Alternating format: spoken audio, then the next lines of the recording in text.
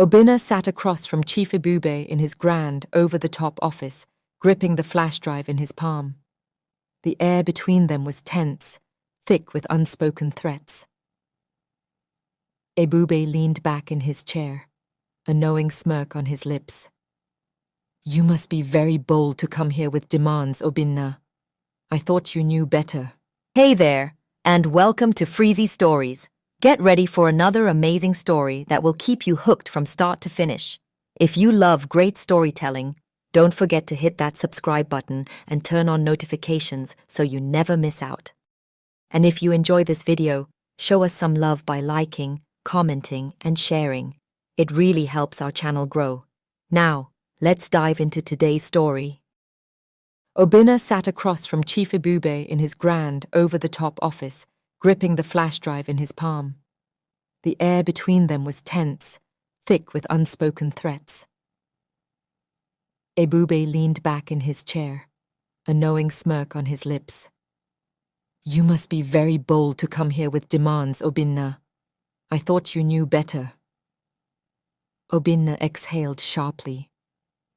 "I have the unedited footage from that night. Everything. The truth about Amara, about Nkechi, about Chioma. If this gets out, your whole operation crumbles." Ebube raised an eyebrow, his amusement barely fading. "And what do you want in return?" Obinna straightened his shoulders. "Leave Amara alone. Let her walk away from this with her dignity, and cancel whatever plan you have with Chioma." Ebube chuckled, slow and deep, as if he found the entire conversation ridiculous. "You think I can be blackmailed?" He shook his head. "Boy, you're playing in a league you don't understand." Obinna's grip tightened on the flash drive. "If this leaks, the world will see what you've done.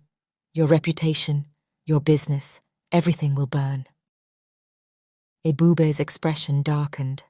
He leaned forward, placing his elbows on the desk. "Let me teach you a lesson about power, Obinna. It's not about what you have. It's about what you can take." Obinna's phone buzzed. A message. "Breaking news. Ex-Governor Drayton implicated in fraud scandal." His blood ran cold. He clicked the link, and there it was, a leaked video of Amara's father in a private meeting discussing illegal land deals. The media had already picked it up. The scandal was spreading like wildfire. He looked back up at Ebube, who was watching him with smug satisfaction. "You thought you had leverage," Ebube said, swirling his whiskey. "But I've been playing this game longer than you." Obinna's heart pounded. He had underestimated Ebube's ruthlessness. And now, Amara's family was falling apart.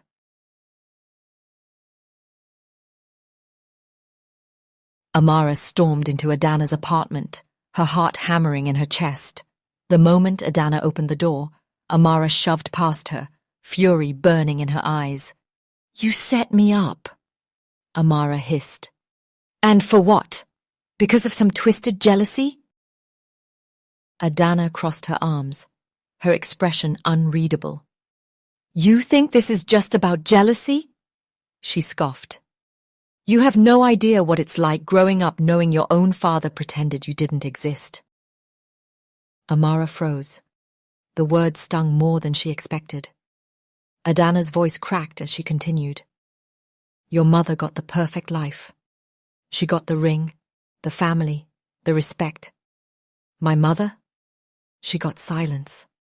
I spent my whole life watching from the shadows while you had everything I was denied." Amara swallowed hard, but she refused to let the guilt sink in. "So, you decided to destroy my life? Was that your idea of justice?" Adanna's face twisted with pain. "I didn't want to destroy you. I wanted you to feel what it's like to have your whole world stolen from you, just like mine was." For a moment, neither spoke. Then Amara took a shaky breath. "You didn't just hurt me, Adanna. You let Ebube use you. And now, we're both his pawns. Adanna's gaze flickered with something. Regret? Fear? Amara wasn't sure. But one thing was clear. Adanna's war wasn't just with her. It was with the past. Across town, Chioma clutched her phone, staring at the message from the loan shark. Time's up. Either you pay, or we settle another way. Her hands shook as she typed a desperate reply. Give me more time. Please. Her phone rang almost immediately. She hesitated, then answered. You think begging will help? The man's voice was cold, amused. You either deliver on Ebube's deal, or we come for you. Simple. Chioma squeezed her eyes shut. This wasn't what she had planned. She had just wanted a way out, not this nightmare. Tears burned her eyes. She had betrayed Amara for survival. But what if that betrayal would cost her life too? Nkechi zipped up her suitcase, her breath coming in fast, panicked gasps. She had to get out, now. Ebube's game was getting too dangerous. The money wasn't worth the risk anymore. She flung open her apartment door and froze. Kelechi stood there, blocking her way. His eyes were cold, unreadable. Going somewhere? He asked, his voice low. Nkechi gripped her suitcase handle tighter. I don't have time for this, Kelechi. He stepped inside, closing the door behind him. Oh, I think you do. Nkechi's pulse raced. She had played her part in Amara's downfall, thinking she would walk away untouched. But now? She wasn't so sure. The hall glittered with wealth and deception. Chief Ebube's annual charity gala was in full swing. Politicians, business tycoons, and socialites sipped champagne, smiling as if their hands weren't stained with corruption. Amara stood in the middle of it all, her pulse steady, her mind sharp. Kelechi was beside her, a flash drive tucked securely in his pocket. Tonight, everything would be exposed. The moment Ebube took the stage to give his speech, Kelechi nodded. A technician he had bribed discreetly inserted the drive into the projector system. The screens flickered. Instead of Ebube's charity highlights, a video played. The guests gasped as footage of Ebube's dealings filled the hall. The bribes, the blackmail, the betrayals. Then, the footage shifted. The night Amara was drugged. Amara's stomach twisted as she watched herself on screen, vulnerable and unaware. Gasps and whispers swirled through the crowd. Ebube's face darkened. He grabbed the microphone, but Kelechi stepped forward. Your reign is over, Kelechi declared. The room erupted in chaos. Chioma stood near the back, shaking. The debt collectors, Ebube's threats, it was all closing in on her. She had no way out. Her fingers trembled as she reached into her clutch and wrapped them around the cold metal of the gun she had smuggled in. Ebube's security rushed toward the stage. He was barking orders, trying to regain control. Chioma's breathing was ragged. If Ebube lived, she was dead anyway. She pulled the trigger. Bang! Screams filled the hall as Ebube staggered, clutching his side. Blood seeped through his crisp white tuxedo. Then, more gunshots. Security fired back. People screamed, ducking for cover. The gala turned into a battlefield. Amara barely had time to react before she felt a sharp grip on her wrist. She spun around. Adanna. You ruined everything, Adanna seethed. You alwa is get to be the hero, the loved one, the chosen one. She pulled out a blade. Amara's breath caught. Adanna, don't do this. But Adanna's eyes were wild, desperate. She lunged. Amara dodged, but pain flared in her shoulder. The knife had grazed her. Kelechi's voice cut through the chaos. "Adanna! Stop!" Adanna turned, just as Kelechi tackled her. The knife clattered to the floor. Panting, Kelechi pinned her down, his voice full of pain. "You don't have to be this person, Adanna." Tears streamed down Adanna's face. "I was never given a choice."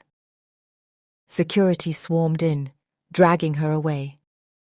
Amara clutched her bleeding shoulder, her mind spinning. The gala was in ruins. Chioma had vanished. Ebube was bleeding out. And Adanna, the sister she never knew she had, was now her enemy. The news broke at dawn. Chief Ebube was dead.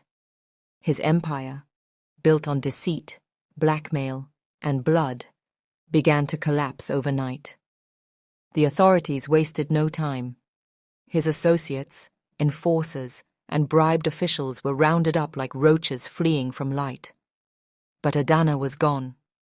Somehow, amidst the chaos, she had slipped away, along with Ebube's hidden fortune. Nkechi sat in an interrogation room, her perfectly manicured nails tapping against the cold metal table. Gone was the confidence she once carried. Now, she was just another criminal waiting for her fate. Chioma sat across from her, silent. The door swung open. A detective stepped inside, a file in his hand. "You ladies have two choices: cooperate or go down with the rest of them." Nkechi's jaw clenched. She had played her cards wrong, and now she was left with nothing but consequences. Chioma, pale and exhausted, let out a shaky breath. "I just want this to be over." But they both knew the only way out was through. Amara stood in the quiet of her apartment, her mind still reeling from everything. She had won. The truth was out. But at what cost? A knock on her door broke her thoughts. She opened it to find Obina standing there, looking like a man carrying the weight of 1,000 regrets. "Amara." His voice was hoarse. "I was a fool. I should have stood by you. I should have believed in you." Amara folded her arms, studying him. The man she had once loved, the man she had planned a future with, had doubted her when she needed him most. And now, here he was, asking for a second chance. Silence stretched between them before Amara finally spoke. "Love isn't about grand gestures, Obina. It's about trust. And you broke mine." Obina swallowed hard. "I know. But if there's any way I can fix this..." Amara sighed. "Maybe some things aren't meant to be fixed." She didn't slam the door in his face. I didn't scream or cry. She just walked away, leaving Obina standing there, knowing he had lost her forever. The sun cast golden streaks across the sky as Amara stood on the land Ebube had tried so hard to steal.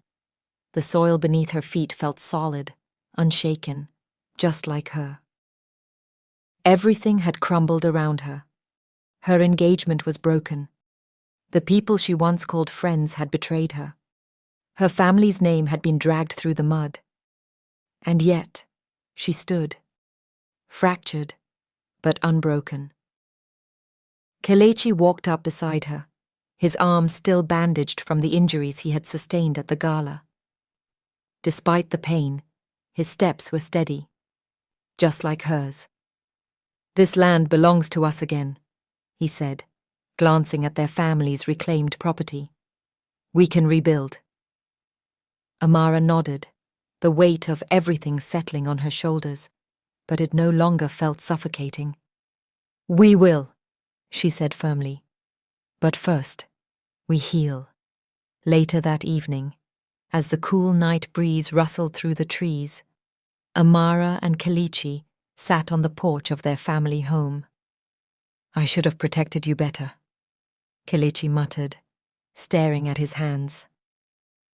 "If I had..." "You did," Amara interrupted. She reached for his hand, giving it a reassuring squeeze. We protected each other. For the first time in weeks, Kelechi smiled. A real, unburdened smile. The past had left scars on both of them, but scars were just reminders of what they had survived. And they had survived.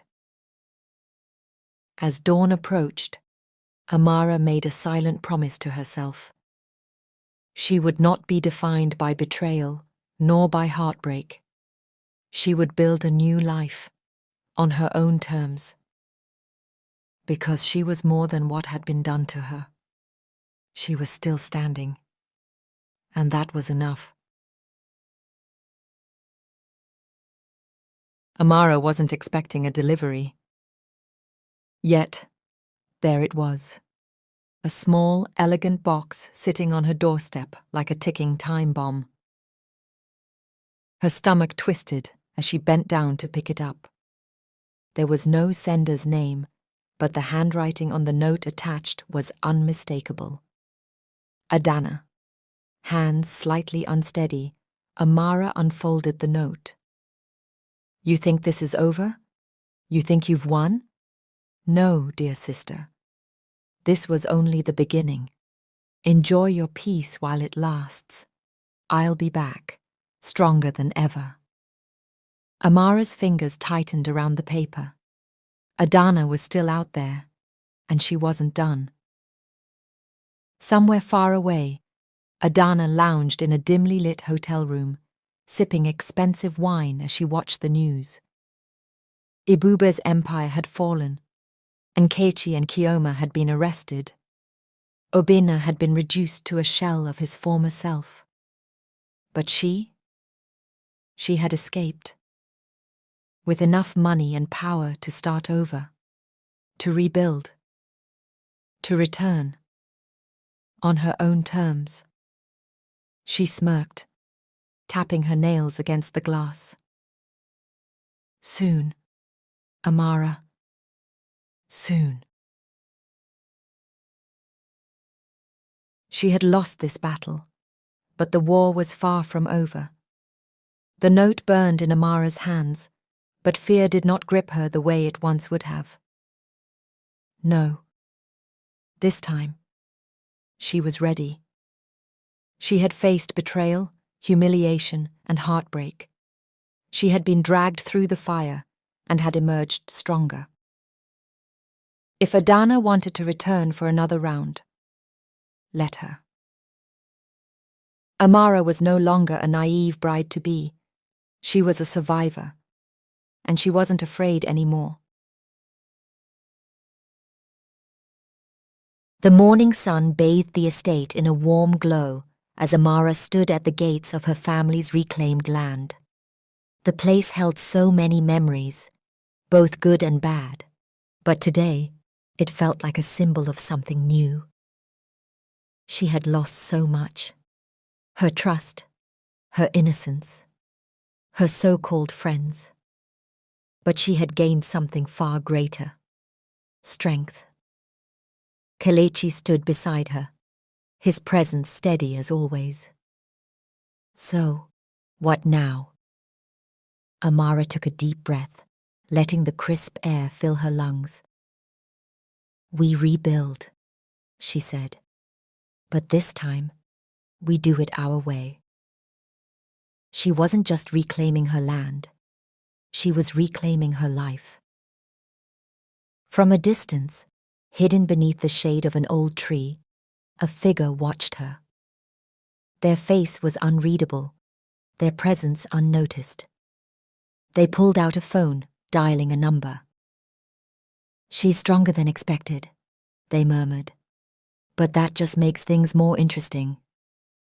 A pause, then a slow, amused chuckle. Let the game begin. Hey, Freezy Stories family. We're so glad you stopped by to watch. Your support means the world to us. If you enjoyed this video, please hit that like button, drop a comment, and subscribe to our channel. It helps us grow and keeps us motivated to bring you even more incredible stories. Thank you for being part of our journey. See you in the next one.